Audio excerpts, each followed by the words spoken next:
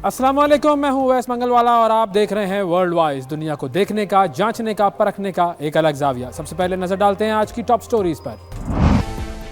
जी, ये थी हेडलाइंस और अब ज़रा प्रोग्राम में देखते हैं इन तमाम खबरों की तफसील। सबसे पहले हम बात करते हैं आईसीसी ने जो वारंट गिरफ्तारी जारी किए थे नेतन्याहू के खिलाफ, उसके हवाले से एक बहुत बड़ी खबर आ गई है और वो खबर है बरतानिया की तरफ से। बरतानिया ने भी इसराइली वज़ीर आज़म को गिरफ्तार करने का इंदिया दे दिया है। बरतानवी हुकूमत ने ये बात वाज़े कर दी है कि आलमी अदालत इंसाफ के फैसले के बाद अगर इसराइली वज़ीर आज़म बरतानिया आए तो उन्हें गिरफ्तार कर लिया जाएगा। बरतानवी हुकूमत के तर्जुमान का कहना यह था कि बरतानवी जो हुकूमत है वो कवानीन पर अमल दरामद करने वाली हुकूमत है और वो हर उस फैसले पर अमल करेगी जो कि अदालतों की तरफ से बतौर अहकाम जारी हुए हैं। इससे कबल वजारत दाखिला के सेक्रेटरी और लेबर पार्टी के जो दीगर अहदेदारान थे उन्होंने कहा था कि इसराइली वज़ीर आज़म को किसी सूरत भी गिरफ्तार नहीं किया जाएगा। तो अब ये स्टांस जो है वो चेंज हुआ है। फिर इंसानी हुकूक की जो गैर सरकारी तंजीम है एमनेस्टी इंटरनेशनल, उसने भी इसराइली वज़ीर आज़म को मतलूब शख्स करार दे दिया है। इसके अलावा तुर्की, स्वीडन, बेल्जियम समेत मुतादिद ममालिक ऐसे हैं जिन्होंने आईसीसी के फैसले की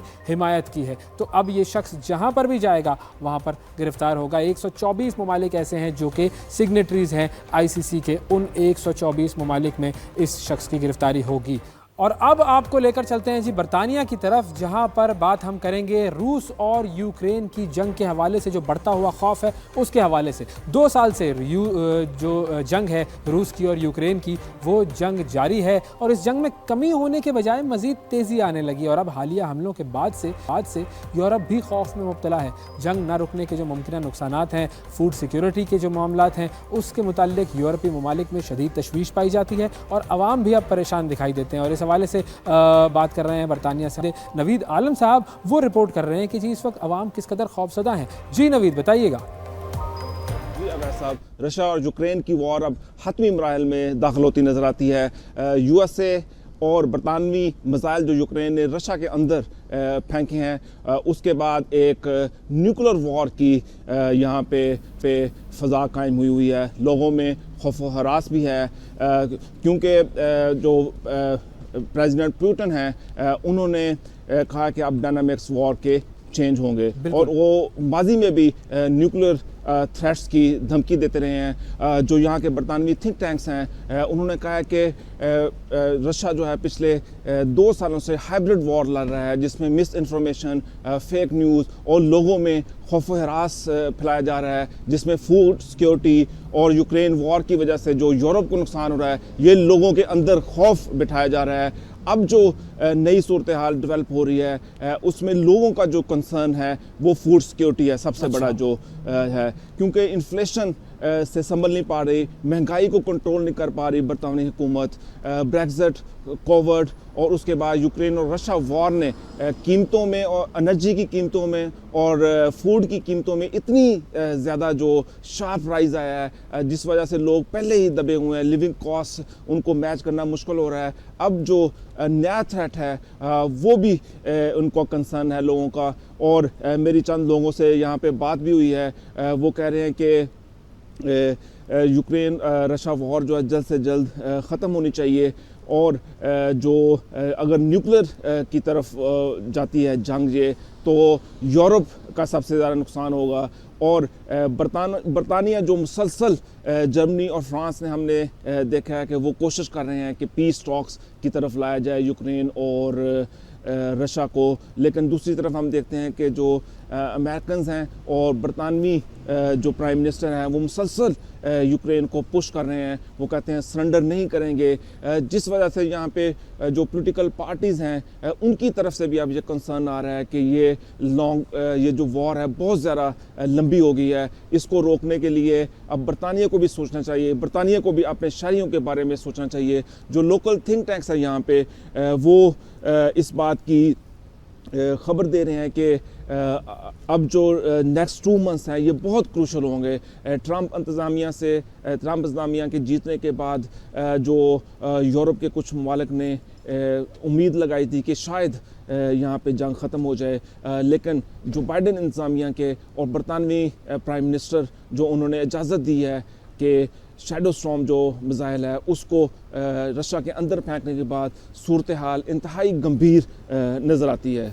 बहुत शुक्रिया अदा करेंगे जी। नवीद आलम साहब हमारे साथ मौजूद थे और हमें दुनिया में लोगों के बढ़ते हुए खौफ के हवाले से बता रहे थे जो जंग के हवाले से उनमें पाया जाता है। अब ज़रा बात करते हैं जी अफ़गानिस्तान की। जी अफ़गानिस्तान में एक दहशतगर्दी का वाक़या हुआ है जिसके बारे में हम आपको बताते हैं। अफ़गानिस्तान के सूबे बगलान में एक सूफ़ी दरगाह पर मुसल्लह शख्स ने धावा बोल दिया और अंधाधुंध फायरिंग की गई उस शख्स की तरफ से, जिसमें 10 अफराद शहीद हुए जबकि मुतअद्दिद ज़ख्मी हो गए। दरगाह पर फायरिंग उस वक्त की गई जब वहाँ पर हफ्तावार महफिल के शुरका नमाज अदा कर रहे थे। ज़ख्मियों को करीबी अस्पताल मुंतकिल किया गया जहाँ 10 शहादतों की तस्दीक कर दी गई है। ताहाल किसी शिद्दत पसंद ग्रुप ने हमले की जिम्मेदारी कबूल नहीं की है। ताहम तालिबान के इक़्तिदार में आने के बाद से इमाम बारगाहों, दरगाहों और सिक्योरिटी एहलकारों पर हमलों में दाइश खुरासान बेसिकली ये मुलविस रही है। और सितंबर में भी करबला से वापस आने वाले ज़ायरीन के इस्तकबाल के लिए जमा जो अफराद थे उन पर हमला किया गया था जिसमें 14 अफराद हलाक हुए थे और उस हमले की जो जिम्मेदारी है वो भी दाइश खुरासान ने कबूल की थी। तो अब देखें इस हमले की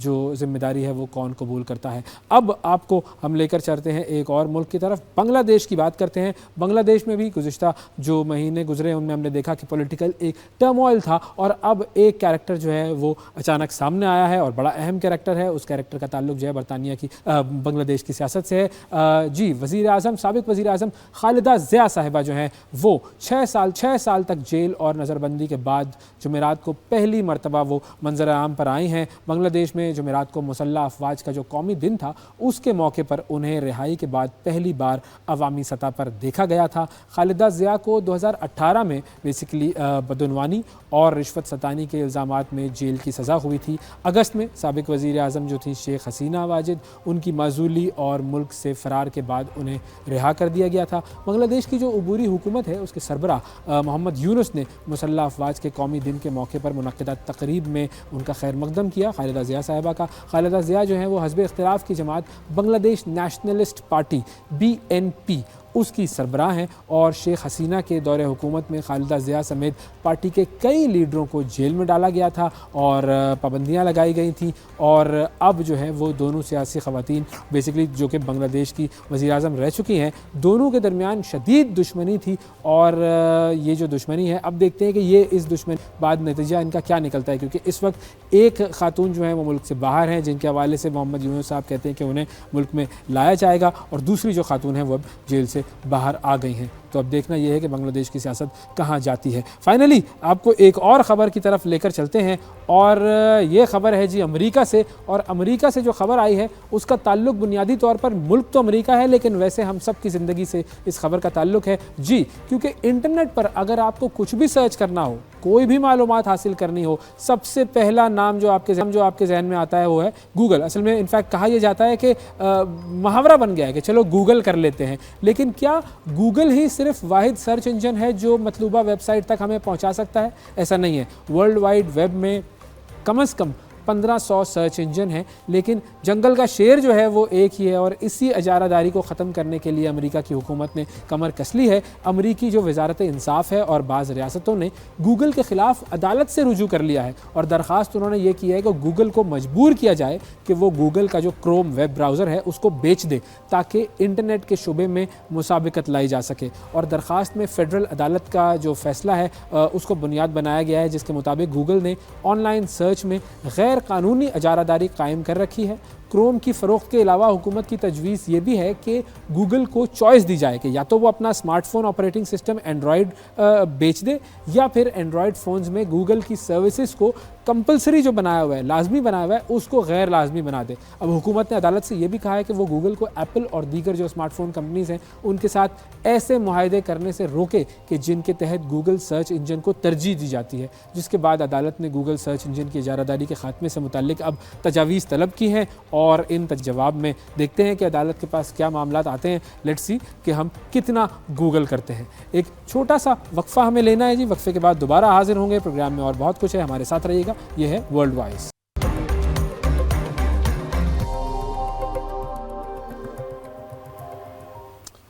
वेलकम बैक। ब्रेक के बाद एक मरतबा फिर आपको वर्ल्ड वाइज में खुशामदीद कहते हैं और अब बात करते हैं पाकिस्तान में दहशतगर्दी की जो बढ़ती हुई हालिया लहर है उसके असरात और ये दहशतगर्दी की लहर क्यों बढ़ चुकी है और इसके हवाले से अवाम ज़ाहिर है तशवीश का शिकार है। और फिर सबसे बड़ी बात ये कि हमारी सिक्योरिटी फोर्सेस अब किस लाया अमल के साथ मैदान में उतर रही हैं। इन तमाम मामलात पर हम इस सेगमेंट में बात करेंगे। खैबर पख्तूनख्वा का जो ज़िला कुरम है वहाँ पर मुसाफिर गाड़ियों पर नामालूम मुसल्लह अफराद की अंधाधुंध फायरिंग से 42 अफराद की शहादत और 30 से ज़ायद अफराद के ज़ख्मी होने की खबर ने तो फिर पूरे मुल्क को हिलाकर रख दिया। और यह ऐसा वाक़या है कि मुल्क भर के लोगों के लिए न सिर्फ दुख का बायस है बल्कि बढ़ते हुए सिक्योरिटी ख़तरात का भी ये इशारा दे रहा है। और हालिया वाक़यात के बाद ये ज़रूरत ज़्यादा शिद्दत के साथ उभर कर सामने आई है कि दहशतगर्दी, बदअमनी, खून खराबे और अमन आमा के मसाइल से निमटने की नई हिकमत अमली पूरी शिद्दत के साथ मुल्क भर में बरूए कार लाई जाए। एक छोटी सी रिपोर्ट देखते हैं, उससे आपको अंदाज़ा हो जाएगा कि मुल्क में जो दहशतगर्दी की हालिया लहर है उसमें कौन कौन हुए हैं। अब हम बात करते हैं, हमारे साथ मौजूद हैं मारूफ आलिम दीन जनाब अल्लामा ताहिर अशरफी साहब, पाकिस्तान जो उलमा काउंसिल है उसके भी चेयरमैन हैं। उनसे हम ज़रा इस दहशतगर्दी की लहर के हवाले से बात करते हैं। अस्सलाम वालेकुम अल्लामा साहब। वालेकुम अस्सलाम व रहमतुल्लाह। हुजूर वाला, ये जो दहशतगर्दी की एक ताज़ा लहर हमारे मुल्क में उठी है इस वक्त, और कभी इसमें चाइनीज़ पर हमला हो रहा है, कभी जो है वो हमारे जो सेक्टेरियन वायलेंस है उसके इसमें असरात नज़र आ रहे हैं। मैं ख़ास तौर पर इस चीज़ की तरफ आना चाहूँगा कि एक तो आपका एनालिसिस क्या कहता है कि ये जो दहशतगर्दी की हालिया लहर है ये क्यों इतनी शिद्दत के साथ दोबारा वापस आ रही है, और इसमें सेक्टेरियन एलिमेंट जो है ख़ास तौर पर कुरम वाला जो वाक़या है वो किस तरफ हमें लेकर जाने की कोशिश कर रहा है। बिस्मिल्लाहिर्रहमानिर्रहीम अहमदुहु व नुसल्ली व नुसल्लिमु अला रसूलिहिल करीम। देखिए, दो चीज़ें मुख्तलिफ हैं। ये जो कुरम का मामला है ये दो, आप वहाँ कह ले ज़मीन का मामला है, दो कबाइल का मामला है, लोकल मामला है, लेकिन वो जब वहाँ कत्लो क़िताल और ये होता है तो शिया सुन्नी रंग उसको मिल जाता है। लेकिन अगर आप इसकी गहराई में जाएँ तो आपको यही नज़र आएगा कि ये आपस की यानी वहाँ कबायली एक तसादुम है, अफसोसनाक है। यानी किसी भी सूरत इसकी तायीद और हिमायत नहीं की जा सकती।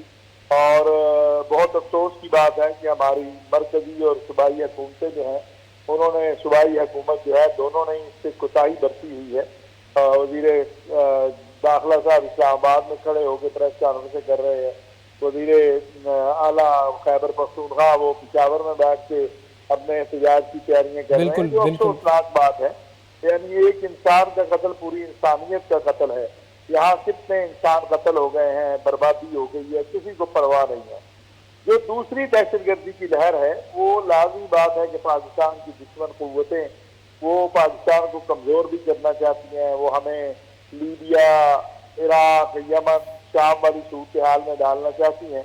और फिर हमारी बदकिस्मती है कि हमने 40-42 साल, बल्कि उससे ज़्यादा हो गए, 45 साल हमने अपने अफगान भाइयों के लिए बहुत कुर्बानियाँ दी हैं, बहुत साथ दिया। और यानी मैं उन लोगों में शामिल हूँ जो अफगानिस्तान की आज़ादी के लिए सोवियत यूनियन के खिलाफ जाके लड़े।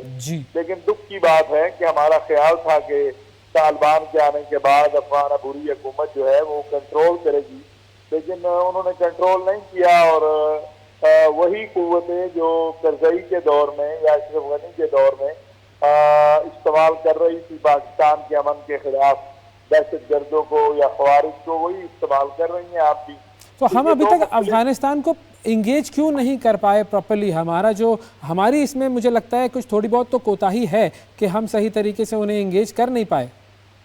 नहीं, देखिए, हम तो बरादराना एक, हम अफगानिस्तान को अपना भाई समझते हैं।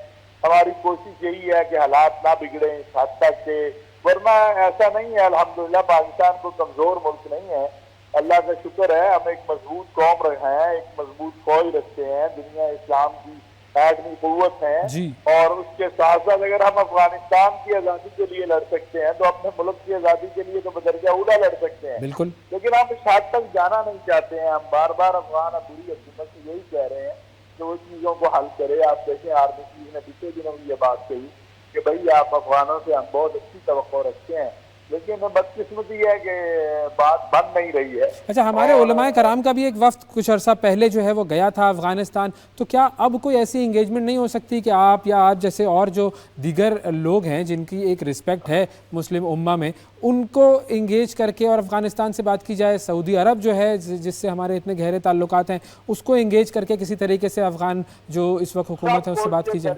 भाई, अगर बच्चियों की तालीम नहीं सारे कोच के घर से खिलवा सके उनसे, तो आप समझेंगे ये दहशतगर्दी के जो दहशतगर्द जो वहाँ बैठे हुए हैं उनको वहाँ निकालने में राजी कर लेंगे।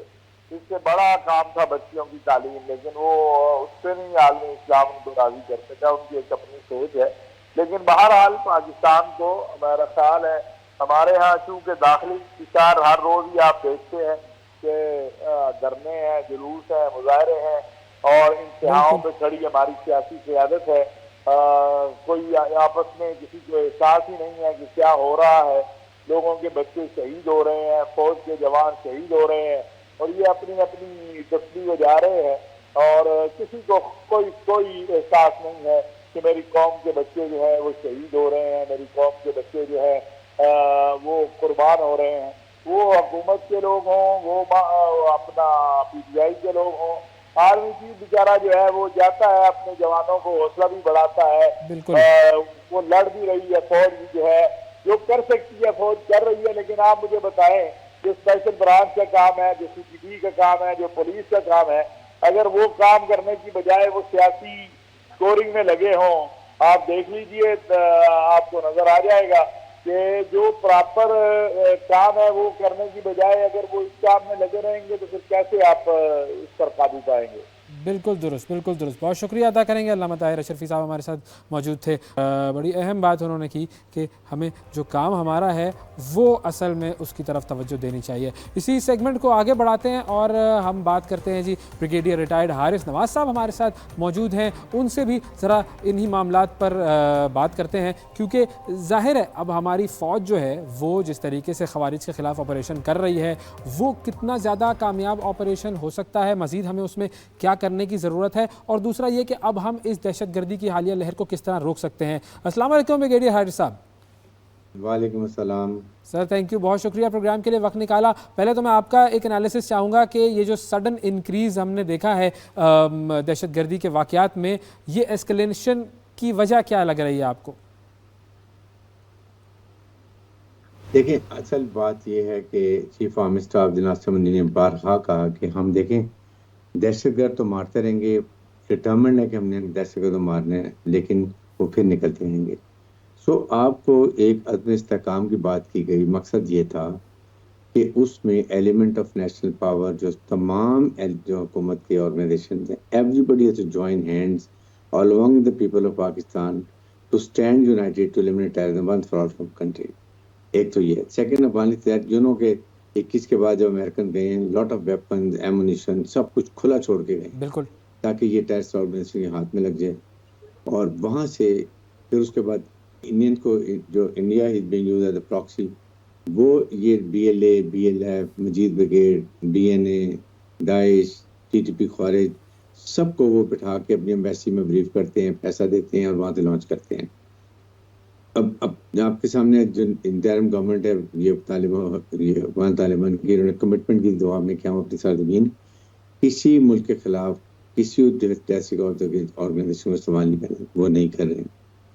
नंबर 2 बात यह है कि इसके बाद आपके सामने वहाँ पर TTP वाले जो ये आपने एक ऑडियो भी सुनी होगी जिसमें नूर वली मासूद इनका कमांडर जो है वो हाजी घाट से बात कर रहा है, वो कह रहा है कि जी आप दहशतगर्द वापस आना चाह रहे हैं और नूर मसूद कह रहे नहीं इनको रोके, पाकिस्तान में रोको, मत आने दो, क्योंकि अब इनके मोराल डाउन हो गए हैं, इनकी कमांडर्स की आपस में रिफ्ट चल रही है, ये वहाँ बैठ के यशियाँ कर रहे हैं। इनके लोगों को पता चल के हमें ये एज ए ईंधन जो है ना वो लेके बैठे हुए हमें मरवा रहे हैं, खुद यशियाँ उठे हैं, उसके वजह खुद आते नहीं है।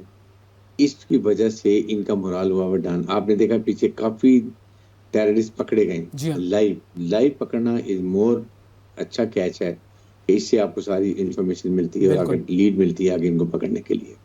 अब ये भाग रहे हैं, ये एंड में ये शो करना चाह रहे हैं कि वी आर वेरी पावरफुल, और ये जो हरकतें सिविलियंस को मार देना, ये कौन सी बात है? बिल्कुल दुरुस्त। अच्छा, मैं एक और चीज़ की तरफ भी आना चाहूँगा कि चूंकि ज़ाहिर है KP साइड की तरफ जो वाक़यात हो रहे हैं, अब बहुत सारे लोगों की एक्सपेक्टेशन ये थी कि KP की जो गवर्नमेंट है वो उसके हवाले से भी कुछ करेगी, लेकिन वो भी मतलब वो तो ज़ाहिर है अपने एहतजाज वगैरह में लगे हुए हैं, उनका कितना किरदार होना चाहिए? यहाँ पे भी रीज़न ये कि KP की गवर्नमेंट कोई काम नहीं कर रही है, ये सारा कुछ KPK में हो रहा है। आप मुझे बताइए कि वहाँ पर के PTA गवर्नमेंट, JUIF और ANP सब ने मुखालफत की कि हम ये इस्तेमाल नहीं चाहते हैं। बिल्कुल है क्या, एक इंटेलिजेंस ऑपरेशन, इसकी कैपेसिटी बढ़ाने की बात थी, इसलिए कि अशरफिया सारे पकड़े जाते हैं। ये लगे हुए जुलूस, चलते जुलूसों में।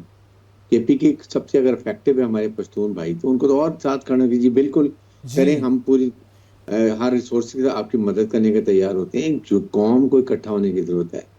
जब तक कौम इकट्ठी नहीं होगी, जिसमें इलीगल स्पेक्ट्रम की बात करते हैं वैसे, जिसमें स्मगलिंग भी है, नारकोटिक्स भी है, इलीगल फ्लो ऑफ मनी भी है, हुंडी से पैसा आता है, ये पैसा आना बंद करना है। फिर एक्साइज एंड टैक्सेशन का बड़ा काम है इसमें। स्टेट बैंक का काम है कि कैसे मनी, पैसा कैसे ट्रेल आता है। ये अभी शुक्र है कि 2 दिन पहले एपेक्स कमेटी का ये जो है नेशनल बैंक की ऐलान हुआ, उसमें कहा फौज ऑपरेशन करेगी। लेकिन साथ ही साथ नेशनल एक्शन प्लान पर अमल क्यों नहीं हुआ? क्यों मदरसा रिफॉर्म नहीं हुआ? 32,000 में से 16,000 रजिस्टर्ड है, 16,000 ये मदरसे रजिस्टर्ड ही नहीं है। कहाँ से पैसा आता है, कौन लेके आता है, किधर जाता है, कौन आता है, we don't know. Judicial reforms आपके सामने, ये जो हमारा क्रिमिनल जस्टिस सिस्टम है ये फॉल्टी है। 10 साल एंटी टैक्स कोर्ट में केस चलता रहता है, फायदा क्या है? जब उसको इंसाफ या सजा जल्दी नहीं मिलती है तो एक how it will act deterrence. हम कहते हैं फौजी अदालतों में लाओ, मानते नहीं है। तो ये सारी चीजें कंपाउंड हो रही हैं। इसलिए नेक्टा को फॉल करें, वहां पर सारी इंटेलिजेंस इंफॉर्मेशन आए, वहां पर कलेक्शन हो, उसको कोलेट करें, फिर डिसिमिनेट करें और कोऑर्डिनेट करें। अफगानिस्तान के साथ जो हमारे मामला चलते हैं उसमें एक चीज़ मुझे नज़र आती है, वो ये कि जब अफगानिस्तान से हम बात करते हैं तो अफगानिस्तान का जो रवैया होता है, लहजा होता है, वो बड़ा सख्त होता है। लेकिन दूसरी तरफ हम देख रहे हैं कि वही अफगान तालिबान इंडिया के साथ इंगेज कर रहे हैं, उनके साथ मीटिंग्स कर रहे हैं, उनके साथ अपने ताल्लुकात बढ़ा रहे हैं। ये किस तरह का, मतलब हम तो उन्हें अपना जो है वो भाई तस्वुर करके बहुत सारी फैसिलिटीज़ हमने उनको दे दी। देखिए, जो कुछ हमने अफगानिस्तान के लिए किया तो हमारी गवर्नमेंट को जाने एंगेज तो करे। मैंने तो भी एक 6 महीने साल में एक दफ़ा भी नहीं देखा कि प्राइम मिनिस्टर वहाँ गए हों या फॉरेन मिनिस्टर गए हों या हमारे डिफेंस मिनिस्टर गए हों, टीम लेकर गए हों। फैक्ट्स एंड फिगर के साथ बताएं कि ये देखें जी, वहाँ पर आपका नूर वली मसूद बैठा है, वहाँ पर सोनसो बैठा है, ये इंडियन एम्बेसी है। इसमें सारी प्लानिंग होती है काबुल में, जहाँ पाकिस्तान के लिए। और अगर आप नहीं कर रहे हैं तो फिर हमारे पास कोई ऑप्शन नहीं है, will go and do ourself. साथ अमेरिकन को बताएं कि ये देखें, ये इंडिया ये कर रहा है, ये स्टेटमेंट है, ये क्लिप्स हैं, ये देखें इन्होंने हमारे 20 लोग जहाँ पर हमारे हाफिज आवद के घर का हाफिज साहब काम किया, हाफिज सईद थे। और इंडिया कनाडा में भी कर रहे हैं, इंडिया अमेरिका में भी कर रहे हैं, कनाडा में सेक्रेटरी को मारा है, अमेरिका में इंक्वायरी हो रही है। ये सारी चीजें बताएंगे तो मैंने नहीं देखा, ये चीजें करें। दुनिया के एम्बेसडर बैठे इस्लामाबाद में, वहाँ फॉरेन ऑफिस बताए, वहाँ minister of interior for defence minister बैठे, फॉरेन मिनिस्टर बताएं दुनिया में क्या हो रहा है।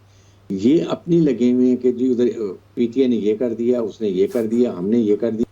बिल्कुल बिल्कुल। अच्छा, ये मुझे एक और चीज़ बताइए, बात हो रही थी जब ये चीनी जो हमारे साथ हमारे पास आए थे कराची में, उनके ऊपर हमला हुआ था चीनी बाशिंदों पर, तो उस हवाले से फिर बात ये हुई थी कि कोई जॉइंट सिक्योरिटी मैकेनिज्म बनाया जाए, चीन की कुछ फोर्सेस यहाँ पर आए जो कि अपने लोगों की हिफाजत करें। ये कितना फीजिबल और कितना प्रैक्टिकल है? देखें, आपने स्पेशल एक सिक्योरिटी डिवीजन रेस किया होगा सिर्फ चाइनीज के प्रोटेक्शन के लिए, शेपे के प्रोटेक्शन के लिए। सेकंड ये है कि चाइना को चाहिए, अगर इतनी प्रॉब्लम आ रही है तो अफगान तालिबान को पैसा इतना दे रहे हो, लुटा रहे हो पैसा, माइन में अपना फायदा उठा रहे हो, तो पकड़ो उनको, बोलो कि स्टॉप, ये इन्फिल्ट्रेटर को मना करें कि पाकिस्तान में नहीं आएंगे। क्यों नहीं मना करते हैं? डबल स्टैंडर्ड नहीं करें कि आप एक पाकिस्तान, आप सीबेक भी चाहते हैं, मार भी वो चाइनीज रहे हैं। क्योंकि देखें वैसे आप एक इस्लामिक वाहिद न्यूक्लियर मुल्क है, आपकी फौज बैटल हार्डन्ड है, आपकी जियो स्ट्रेटिक लोकेशन बहुत ही अच्छी है। आपको क्या चाहिए? इकोनॉमिक तरक्की करेंगे तो अपने फैसले अपने मुल्क के मफादात में करेंगे। You will behave like a sovereign nuclear Islamic state. बिल्कुल, ये वो नहीं चाहते। आपको ये में बड़ा फंसाया हुआ है, उनकी कंडीशन मानते जाएं, बिजली महंगी करते जाएं, तेल महंगा करते जाएं, गैस महंगी करते जाएं, अवाम के ऊपर टैक्स के पैसे डालते जाएं, ताकि आपने एक्सपोर्ट कर सके, बढ़ा सकें, आपने अपना ठीक कर सके। तो हमारी अपनी गलतियां भी है तो ना। अच्छा, एक और बयानिया भी बन रहा है, और ये बयानिया ख़ास तौर पर एक ख़ास पार्टी के सपोर्टर्स की तरफ से ज़्यादा उछाला जाता है, वो ये कि हमारी फ़ौज दहशतगर्दी को रोकने में इस वजह से नाकाम हो रही है क्योंकि वो तो इंटरनल पॉलिटिकल मामलात और सियासी जमातों को जो है वो मैनिपुलेट करने में और सियासी जमातों के एहतजाजों को रोकने में सारी चीज़ों में लगी हुई है। तो जब वो उस तरह की चीज़ों पर तवज्जो देंगे तो फिर दहशतगर्दी कहाँ से रोकेंगे? अब ऐसे बयानिया देने वाले लोगों को फिर हम क्या जवाब दें? देखिए, ये बिल्कुल गलत बात है। आप मुझे बताएं कि अगर धरने हो रहे हैं तो फौज, पुलिस, rangers, FC, no one else, फौज का तो कोई काम नहीं है। फौज तो लड़ाइयां कर रही है, फौज शहादतें भी दे रही है, बिल्कुल फौज दे रही है। मारती रहेगी। मैं यही कह रहा हूँ, जब तक हुकूमत, अवाम और उसके जितने ऑर्गन जब वो साथ नहीं खड़े होंगे, ये नहीं खत्म हुआ। मिसाल ये देख लें, फौज को अब लड़ाई में डाल देते हैं, फौज लड़ रही है, शहादत दे रही है, उनको टेररिस्ट मार रही है। मिसाल है कि आप एक समुद्र में एक आदमी को लाइफ जैकेट बना दें, हाँ। हाथ पांव बांध दें और उसको छोड़ दें, अब बताएं, ना वो किनारे पे लगेगा ना वो डूबेगा। बिल्कुल। तो आप पूरे रिसोर्सेज, पूरी कौम पूरी देखें, आप स्मगलिंग रोकें, आप ये इलीगल पैसा जो आ रहा है इसको रोकें, एंड नारकोटिक्स को रोकें, आप मुल्क के सिस्टम को ठीक करें। आपके एफपीआर के अंदर आपको पता है 3,000 से 4,000 अरब, 3,000 से 4,000 अरब एक साल में सेल टैक्स, इंडेक्स में कस्टम में चोरी होता है। यस। हम $500 मिलियन के लिए मिन्नतें करें। 500 मिलियन कितने हैं? 1.5 अरब, 150 अरब, 4,500 अरब। Why can't you put our house in order? House in order करना सबसे ज़्यादा ज़रूरी है। अब मुझे एक और फाइनली मैं आखिरी बात आपसे ये पूछना चाहूँगा कि कहाँ कहाँ पर किस किस लेवल पर हमें किस किस मुल्क को इंगेज करना चाहिए ताकि ये दहशतगर्दी का मामला जो है इस पर किसी तरह कंट्रोल किया जा सके। देखिए, इसके लिए 3-4 प्रॉन्ग स्ट्रेटेजी चाहिए। Number 1, keep fighting against all those जो पाकिस्तान के आइन और कानून को नहीं मानते और हथियार उठाते हैं। बिल्कुल शॉर्ट देम आउट।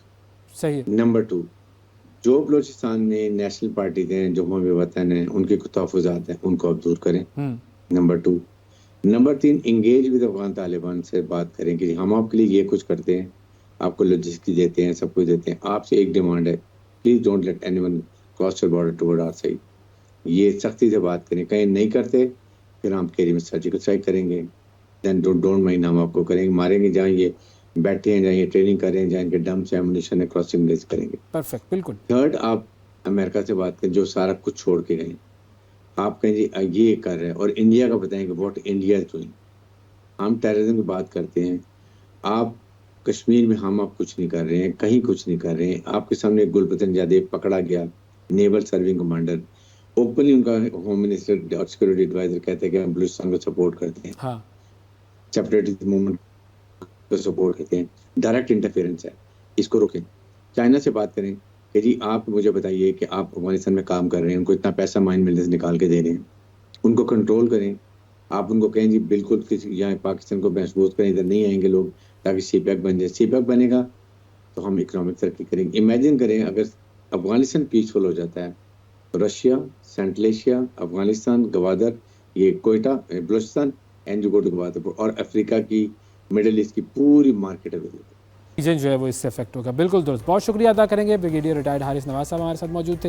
नाजरीन, एक वक्फा लेना है हमें छोटा सा, वक्फे का बाद दोबारा आपकी खिदमत में हाजिर होंगे। यह है वर्ल्ड वाइज, हमारे साथ रहिएगा। Welcome back. ब्रेक के बाद एक मरतबा फिर वर्ल्ड वाइज में खुशामदीद कहते हैं और अब आपको लेकर चलते हैं फ्रांस की तरफ। जी, फ्रांस में एक ऐसा वाक़या होने जा रहा है कि जिसके बारे में जब आप पढ़ते हैं, जब आप सोचते हैं तो बड़ा हैरान रह जाते हैं। फ्रांस में एक ऐसा शख्स है जो कि 40 साल से जेल में कैद था और अब उसे रिहाई मिलने वाली है। जी बिल्कुल, ये एक लिबनानी शख्स है और ये लिबनानी शख्स 40 साल पहले इसको जेल में डाला गया था। अब ये जेल में क्यों गया था और 40 साल तक क्या होता रहा और उसके बाद अब इसे रिहा करने का फैसला क्यों किया गया है, ये मामला क्या है, इस पर हम बात करेंगे। हमारे साथ यूनुस खान साहब मौजूद हैं, जो सीनियर जर्नलिस्ट हैं, फ्रांस से हमें ज्वाइन कर रहे हैं। अस्सलाम वालेकुम यूनुस साहब, बहुत शुक्रिया सर आपका प्रोग्राम के लिए वक्त निकाला। अब ये साहब जिनका नाम है जॉर्ज अब्दुल्ला, जॉर्ज इब्राहिम अब्दुल्ला, तो अगर थोड़ा सा बता सकें कि ये साहब कौन हैं और किस जुर्म में इनको सज़ा दी गई थी। जी, इसका जो नाम है वो जॉर्ज इब्राहिम अब्दुल्ला है। बुनियादी तौर पर इसका जो ताल्लुक है वो लिबनान से है और ये मज़हब के एतबार से ये क्रिश्चियन है। इनको पहली दफ़ा जो है 1984 के अंदर गिरफ्तार किया गया और उसके ऊपर जो इल्ज़ाम लगाया गया था 1982 के अंदर यहाँ पे फ्रांस के अंदर 2 डिप्लोमेट जो है वो कत्ल किए गए थे और उसमें एक जो डिप्लोमेट था वो अमेरिकन था, एक इसराइली था और उसके हवाले से इसके ऊपर केस चलता रहा। 1987 के अंदर जो है इसको जो है उम्र कैद की सज़ा सुनाई गई थी। आपको बताते चले कि उस वक्त भी जो प्रोसिक्यूटर था उन्होंने जो जज थे उनसे उम्र कैद की सज़ा की नहीं मांगी थी, डिमांड नहीं किया था, बल्कि उन्होंने कहा था कि 10 साल की सज़ा दी जाए। अच्छा। लेकिन उसके बावजूद जो है उसको उम्र कैद की सज़ा सुनाई गई और फ्रांस के कवानीन के मुताबिक 1999 के बाद इसको रिहा हो जाना चाहिए था, लेकिन बैनुल-अक़वामी दबाव और इस तरह की चीज़ें थी कि उसको अभी 40 साल हो चुके हैं और अभी तक वो जेल में है। और ये उन चंद अशख़ास में इनका शुमार होता है फ़्रांस की तारीख़ में, जिनको अब तक फ़्रांस की तारीख़ में सबसे ज़्यादा जो है वो जेल के अंदर रखा गया है। से ज़्यादा जेल में रखा गया इसको फ्रांस की तारीख के अंदर, बिल्कुल। अच्छा, अब इसको रिहा करने का फैसला जो है वो क्यों किया गया है, कैसे किया गया है? जी, फ्रांस की जो अदालत है, इन्होंने जो है वो जुमे के रोज़ जो है वो इनके हवाले से फ़ैसला दिया और फ़ैसले में कहा गया है कि 6 दिसंबर को जो है इनके रहाई के अहकामात जारी किए गए हैं और उसमें कहा गया है कि 6 दिसंबर को जैसी इनकी रिहाई होती है तो इनको इसके मुल्क डिपोर्ट किया जाए और कभी भी ये मुमकिन बनाए कि ये दोबारा फ्रांस की ज़मीन पर कदम ना रखे। तो इनकी जो रिहाई भी है वो मशरूत है, लेकिन इसके हवाले से भी मैं आपको बताता चलूँ कि 1999 के बाद से ये रिहाई के लिए अहल थे और उसके बाद इन्होंने 11 दफ़ा जो है वो रिहाई के लिए अपील की थी और पहले भी इससे पहले भी 2013 के अंदर जो है कोर्ट ने इसकी रिहाई के अहकामात इसी शराइत पे दिए थे कि इसको इसके मुल्क वापस डिपोर्ट किया जाए और ये मुमकिन बनाया जाए कि दोबारा कभी भी फ्रांस की तरफ ना आए। लेकिन उस वक्त जो है चूँकि बैनुल-अक़वामी इनके ऊपर प्रेशर भी था और उसकी वजह से जो है जो प्रोसिक्यूटर था वो उन्होंने अपील में चले गए थे और उसके बाद जो उसकी रिहाई थी वो मुहर हो गई थी। अभी भी कुछ इस तरह की सूरत हाल है और जो प्रोसिक्यूटर है उन्होंने कहा है कि इस फैसले के खिलाफ हम कोर्ट में जाएंगे और हम अपील करेंगे। तो देखना ये होगा कि अब कोर्ट मजीद इस हवाले से क्या इक़दाम करता है। अच्छा यूनुस साहब, अब मुझे ये बताएं कि इसकी रिहाई पर जो बैनुल-अक़वामी प्रेशर था उसका क्या होगा? इस पर भी तो फिर अमेरिका और इसराइल एतराज़ करेंगे, उनको किस तरह जवाब दिया जाएगा फ्रांस की तरफ से? जी इस वक्त तो इसमें कोई जो है दो राय नहीं है कि इस केस के हवाले से एक बैनुल-अक़वामी प्रेशर मौजूद है और अगर हम देखें तो अमेरिकन और इसराइली जो गवर्नमेंट है वो इसके रहाई के मुखालफत कर रहे हैं, जबकि लबनान की जो हुकूमत है अपने शहरी को वापस मांगने के हवाले से सफारती तौर पर काफ़ी हम देख रहे हैं कि वो कोशिश कर रहे हैं। अगर इस वक्त इनके ऊपर फ्रांस के ऊपर बैनुल-अक़वामी जो सफारती जो है प्रेशर ना होता तो 1999 के बाद ही इसकी रिहाई मुमकिन हो पाती। और हम देख रहे हैं कि उसके बाद 11 दफ़ा इन्होंने अपीलें की हैं और उसमें एक दफ़ा जो 2013 के अंदर इसकी रिहाई भी जो है अदालतों की तरफ से जो है वो हो गई थी, लेकिन फिर ये अपील में भी चले गए थे और उस वक्त के जो वज़ीर दाखिला थे उन्होंने अपनी हुसूसी इख्तियारात जो है इस्तेमाल करते हुए इसकी रिहाई को रोकने में एक अहम किरदार अदा किया था। तो इस बार भी हम देख रहे हैं कि चूँकि इनकी रिहाई के हवाले से अदालतों ने तो अहकामात जारी कर दिए हैं, लेकिन अब देखना ये होगा कि जो प्रोसिक्यूटर है वो क्या करता है, यहाँ पे जो फ्रेंच हुकूमत है वो इस हवाले से क्या एक्शन लेती है। लेकिन इस वक्त फ्रांसीसी हुकूमत के ऊपर भी एक सिविल सोसाइटी का बहुत ज़्यादा प्रेशर है कि एक शख्स जो पिछले 40 सालों से जो है वो जेल के अंदर है, तो वो हमारे लिए हमारे जो निज़ाम इंसाफ है उसके ऊपर एक बहुत बड़ा जो है सवालिया निशान है। अगर हम बात करें तो 2022 में जो नोबेल प्राइज़ जो लेक्चर के लिए जो हमने देखा कि अदब का जो नोबेल प्राइज़ जिस खातून को मिला था एनी एरिक्स, तो उसने भी कहा कि इनकी जो कैद है 40 साल कैद ये हमारे लिए बाइसे शर्मिंदगी है। शुक्रिया अदा करेंगे जी। हमारे साथ यूनुस खान साहब मौजूद थे, फ्रांस से सीनियर सहाफ़ी, और हमें जॉर्ज इब्राहिम अब्दुल्ला की रिहाई के हवाले से बता रहे थे। नाज़रीन, आज के प्रोग्राम में इतना ही। आपसे अगले प्रोग्राम में फिर मुलाकात करेंगे, उस वक्त तक के लिए इजाज़त दीजिए। अल्लाह हाफ़िज़।